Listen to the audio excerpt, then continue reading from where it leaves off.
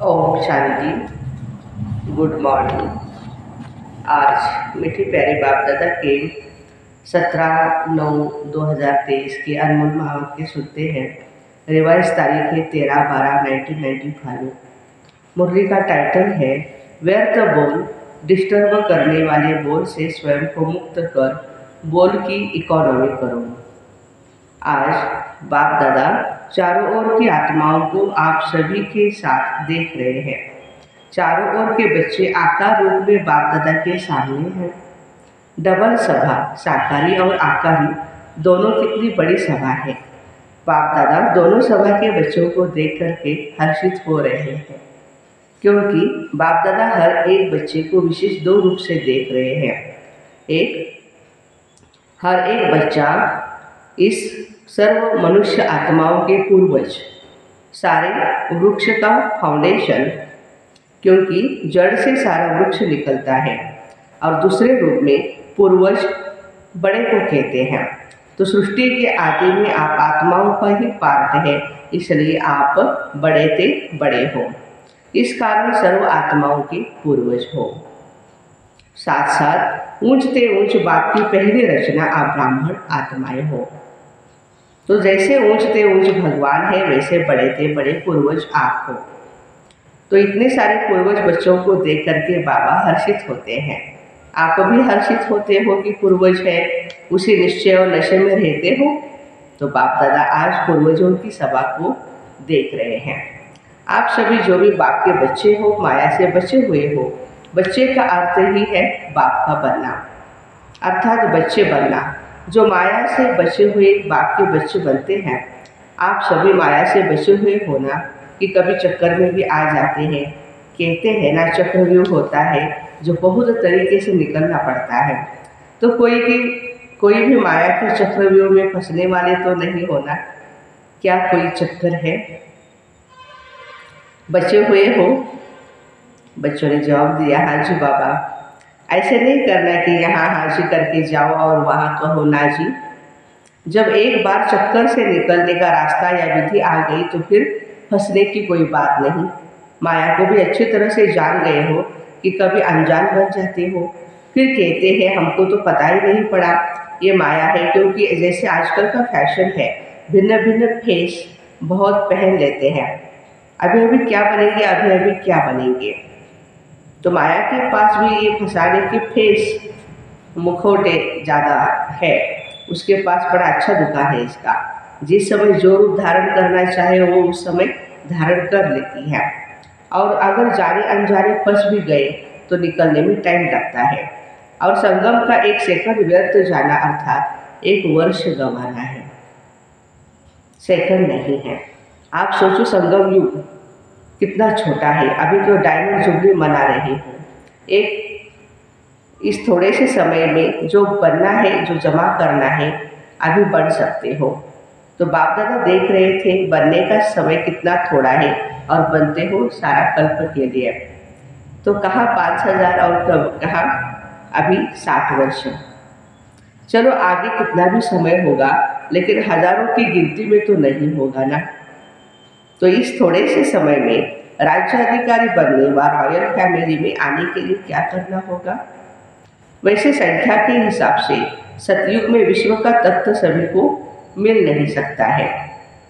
मानो पहले लक्ष्मी नारायण तो तख्त पर बैठेंगे, लेकिन जो पहले लक्ष्मी नारायण की रॉयल फैमिली है, उन को भी इतना भी सभी द्वारा स्नेह और सम्मान मिलता है।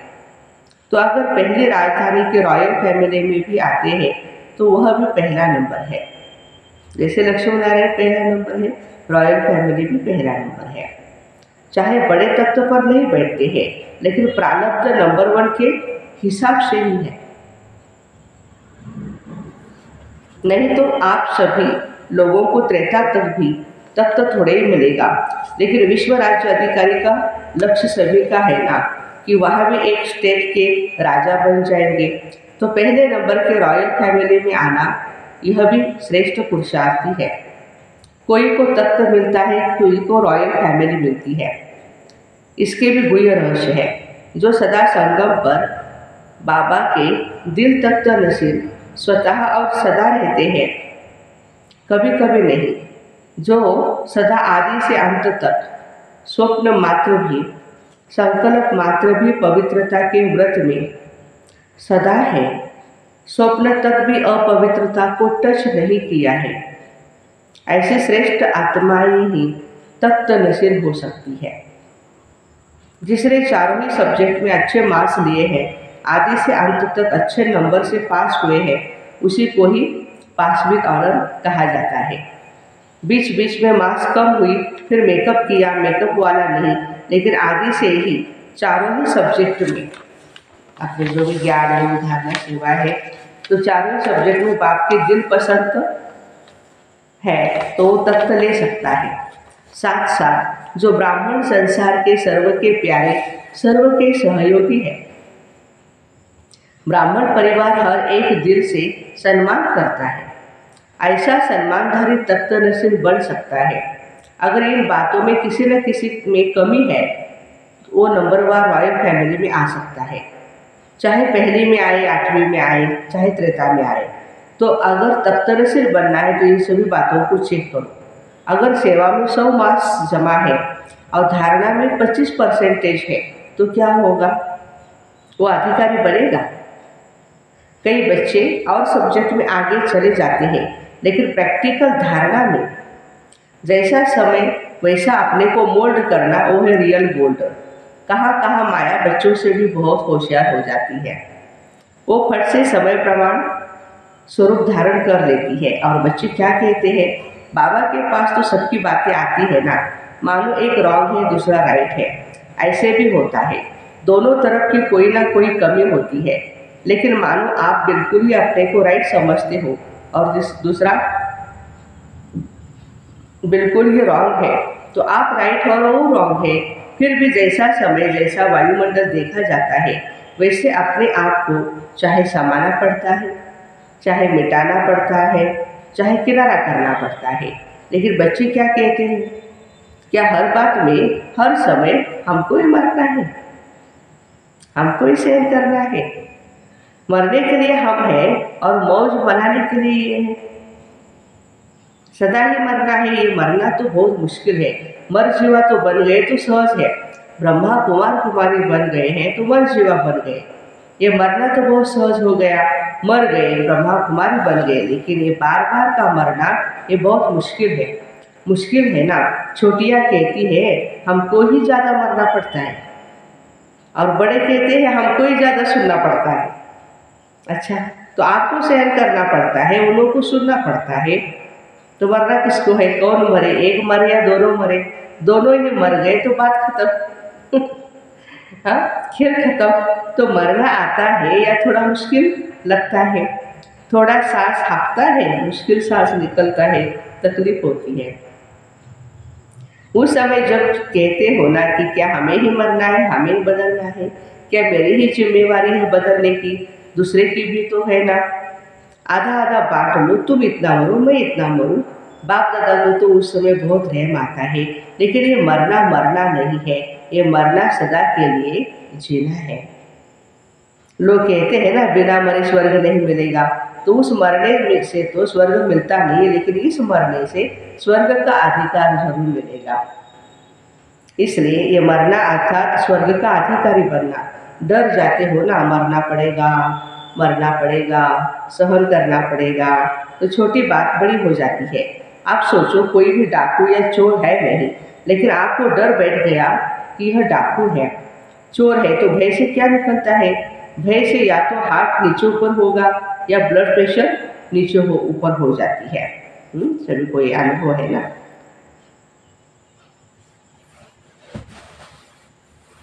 तो प्यारे बाबा कहते हैं कि ये ऊपर से ऊपर ये बातें सारी आती रहती है।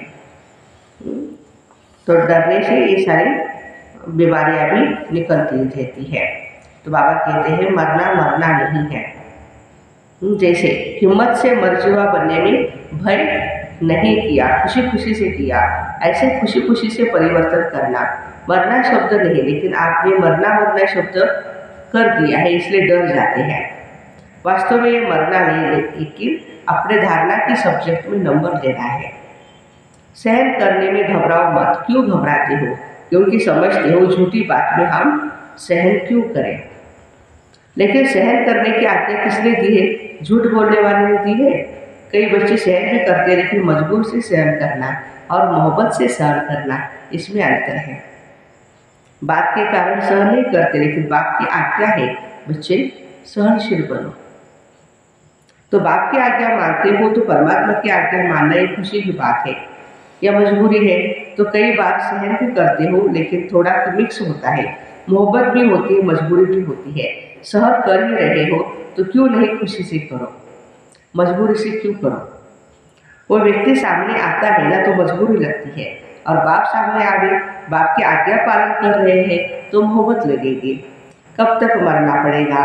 अंत तक, या 2 साल, 1 साल तक, 6 मास, हाँ फिर तो अच्छा मर गए, लेकिन कब तक मरना है? लेकिन ये मरना नहीं, अधिकार पाना है। तो क्या करेंगे? मरेंगे? ये मरना शब्द खत्म कर दो। मरना सोचते हो ना तो मरने से डर लगता है। देखो अपना मृत्यु तो छोड़ो, कोई तो दूसरे की मृत्यु को देख करके भी डर जाते हैं। तो ये शब्द परिवर्तन करो, ऐसे ऐसे बोल नहीं बोलो, शुद्ध बोल बोलो। ब्राह्मणों की डिक्शनरी में ये शब्द नहीं। पता नहीं किसने शुरू किया है, किया तो आप लोगों में से ही है ना। आप माना जो सामने बैठे हो नहीं, ब्राह्मणों ने ही किया है। बाप दादा ने ये एक मिसाल सुनाया। सारे दिन में ऐसे व्यर्थ बोल या मजाक के बोल बोलते हैं, अच्छे शब्द नहीं बोलेंगे, लेकिन कहेंगे मेरा भाव नहीं था, ये तो मजाक में कह दिया। तो ऐसा मजाक क्या ब्राह्मण जीवन में आपके नियमों में है? लिखा हुआ तो नहीं, कभी पढ़ा है कि मजाक कर सकते हैं? मजाक करो, लेकिन ज्ञान युक्त हो, योग युक्त तो मजाक हो। बाकी व्यर्थ मजाक जिसको आप मजाक समझते हो, लेकिन दूसरे की स्थिति डगमग हो जाती है, तो वह मजाक हुआ या दुख देना हुआ। तो आज बाप दादा ने देखा, एक तो सभी पूर्वज है और दूसरा सबसे बड़े से बड़े पूज्य आत्माएं भी हो। आप जैसे पूजा सारे कल्पों में किसी की नहीं होती, तो पूर्वज भी हो और पूज्य भी हो। लेकिन पूज्य भी नंबरवार है। जो भी ब्राह्मण बनते हैं उनकी पूजा होती जरूर है, लेकिन किसकी विधि पूर्वक होती है, किसकी काम चलाओ होती है। तो जो ब्राह्मण यहाँ भी योग में बैठते हैं, लेकिन काम चलाओ, कुछ नींद किया, कुछ योग किया, कुछ व्यर्थ सोचा, कुछ शुभ सोचा, तो ये काम चलाओ हुआ। सफ़ेद बत्ती जल गई, काम पूरा हो गया। ऐसे धारणा में काम चलाओ बहुत होते हैं। कोई भी सरकमस्टांस आएगा तो कहेंगे अभी तो ऐसे करके चलाओ, पीछे देखा जाएगा। तो ऐसे ही काम चलाओ पूजा होती है। देखो लाखों शालिग्राम बनाते, लेकिन क्या होता है? विधि पूर्वक पूजा होती है, काम चलाओ होती है, पाइप से ही नहला देते हैं। तिलक भी कटोरी भर के पंडित लोग ऐसे ऐसे छिड़कते रहते हैं, ठीक ढंग से तिलक भी नहीं लगाते हैं।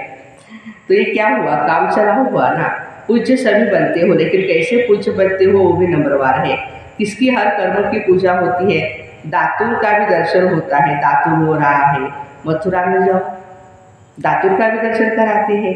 इस समय दातुर का समय चल रहा है, इस समय भोजन का है, इस समय ये करना है। तो हर एक कर्म की विधि पूर्वक पूजा होती है। तो काम चलाओ नहीं बनना, नहीं तो पूजा भी ऐसी होगी। अच्छा सभी टीचर्स खुश हो, या कोई इच्छा अभी भी मन में है? कोई भी इच्छा होगी तो अच्छा बनने नहीं देगी, या इच्छा पूर्ण करो या अच्छा बनो, आपके हाथ में है।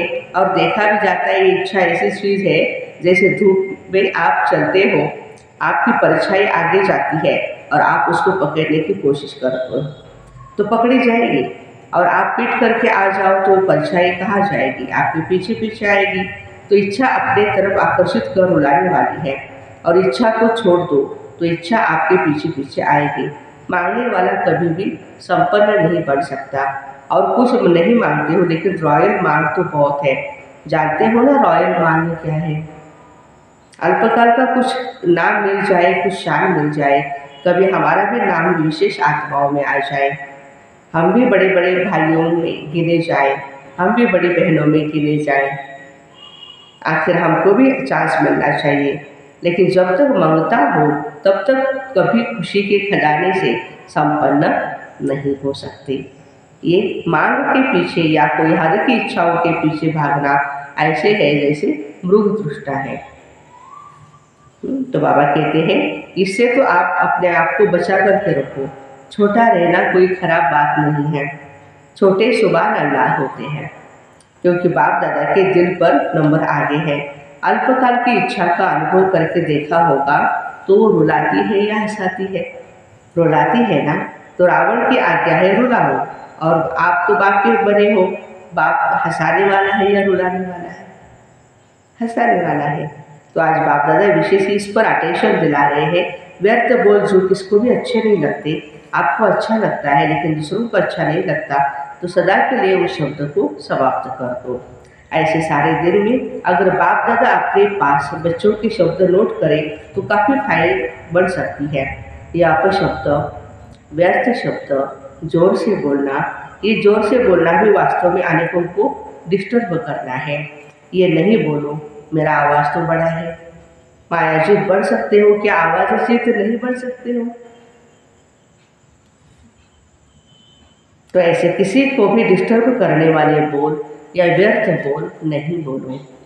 बात होती है 2 शब्दों की, लेकिन आधा घंटा उस बात को बोलते रहेंगे, तो ये जो लंबा बोल बोलते हो, जो 4 शब्दों में काम हो सकता है, वह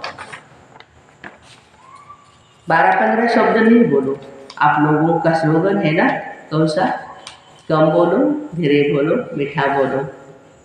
तो जो कहते हैं ना हमारा आवाज़ बहुत बड़ा है, हम चाहते नहीं हैं लेकिन आवाज़ बड़ा हो जाता, तो गले में एक स्लोगन डाल लेवे।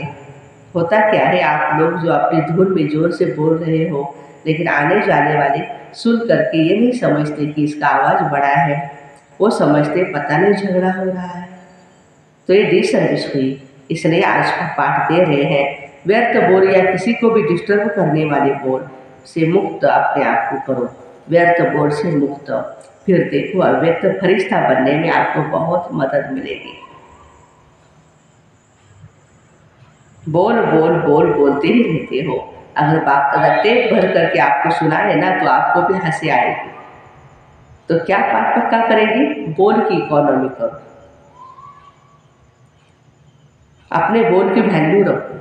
जैसे महात्माओं को कहते हैं ना सतवचन महाराज, तो आपके बोल सदा सतवचन अर्थात कोई ना कोई प्राप्ति कराने वाले वचन हो। किसको चलते फिरते हंसी में भी कह देते हो ये तो पागल है, ये तो बेसमझ है। ऐसे शब्द, कई शब्द बाप दादा अभी भूल गए हैं लेकिन सुनते हैं। तो ब्राह्मणों के मुख से यह शब्द निकलना मानो आप सतवचन महाराज वाले किसी को श्राप दे रहे हैं। किसको श्रापित नहीं करो, सुख दो। युक्तियुक्त बोल बोलो, काम के बोल बोलो, व्यर्थ नहीं। तो जब बोलना शुरू करते हो तो 1 घंटे में चेक करो कितने बोल व्यर्थ गए और कितने सतवचन हुए। आपको अपने बोल की वैल्यू का पता नहीं तो बोल की वैल्यू समझो। अपशब्द नहीं बोलो, शुभ शब्द बोलो, क्योंकि अभी लास्ट मास है और आदि का मास डायमंड जुबली है। तो सारा साल डायमंड बनेंगे या 6 मास बनेंगे? सारा साल बनेंगे ना। इसलिए बाप दादा डायमंड जुबली के पहले बच्चों को विशेष अटेंशन दिला रहे हैं। बाप दादा चारों ओर के दृश्य को देखते रहते हैं, सारा दिन नहीं देखते, सेकंड में सब कुछ देख सकते हैं। बाबा के पास पावरफुल टीवी है, 1 सेकंड में देख सकते हैं। तो पाठ पक्का किया, मुक्त बनना है या थोड़ा थोड़ा युक्त और थोड़ा थोड़ा मुक्त। हर एक अपने को देखे, ये नहीं शुरू करना कि बाबा ने वाणी चलाई फिर भी बोल रहा है, दूसरों को नहीं देखना। अपने को देखो, मैंने बाबा की श्रीमत को कितना अपनाया है। अभी तो 1-2 को देखते रहते ये कर रहा है, लेकिन जब अधिकार मिलने में वो नीचे पहुंच जाएगा तो उस समय आप साथ देंगे, उस समय देखेंगे, उस समय नहीं देखेंगे। फिर अभी क्यों देखते हो? अच्छा, सभी मुक्त बनेंगे ना। सभी को पाठ याद है ना? कौन सा पाठ है? व्यर्थ बोल से मुक्त याद है? भूल तो नहीं गए? अच्छा, चारों ओर के पूर्वज आत्माओं को, सदा इस निश्चय और नशे में रहने वाली श्रेष्ठ आत्माओं को, सदा बाप के श्रीमत प्रमाण हर कर्म करने वाले कर्मयोगी आत्माओं को, सदा दृढ़ संकल्प से बाप के हर कदम पर कदम रखने वाले फालो फादर बच्चों को बाप बहुत बहुत याद, प्यार और नमस्ते। डबल विदेशियों को डबल नमस्ते। अच्छा, हम रूहानी बच्चों की रूहानी माता पिता बाप दादा को याद प्यार गुड मॉर्निंग और नमस्ते। वाह बाबा वाह, शुक्रिया बाबा शुक्रिया। वरदान, लौकिक को अलौकिक में परिवर्तन कर घर को मंदिर बनाने वाले आकर्षण मूर्त भव। प्रवृत्ति में रहते घर के वायुमंडल को ऐसा बनाओ जिसमें कोई भी लौकिकता न हो। कोई भी आए तो अनुभव करे यह अलौकिक है, लौकिक नहीं। यह साधारण घर नहीं है, लेकिन यह मंदिर है। यह है पवित्र प्रवृत्ति वालों की सेवा का प्रत्यक्ष स्वरूप। स्थान भी सेवा करे, वायुमंडल भी सेवा करे। जैसे मंदिर का वायुमंडल सबको आकर्षित करता है, ऐसे आपके घर से पवित्रता की खुशबू आए तो वह स्वयं खुशबू स्वतः चारों ओर फैलेगी और सबको आकर्षित करेगी। स्लोगन है, मन बुद्धि को दृढ़ता से एकाग्र कर कमजोरियों को भस्म कर दो, तब कहेंगे सच्चे योगी। मन बुद्धि को दृढ़ता से एकाग्र कर कमजोरियों को भस्म कर दो, तब कहेंगे सच्चे योगी। तो आज अंतर्राष्ट्रीय योग दिवस है। 6:30 से 7:30 बजे तक हम सभी योग करेंगे। मुझ आत्मा द्वारा पवित्रता की किरणें निकलकर सारे विश्व को पावन बना रही है। मैं आत्मा पतित मास्टर पतित पावनी आत्मा हूँ। तो ऐसे लौकिक को अलौकिक में परिवर्तन कर घर को मंदिर बनाने वाले आकर्षण मूर्त भाई बहनों को ओम शांति। Happy Sunday. आज विश्वकर्मा दिन है। आप सभी को विश्वकर्मा दिन की बहुत सारी शुभकामनाएं।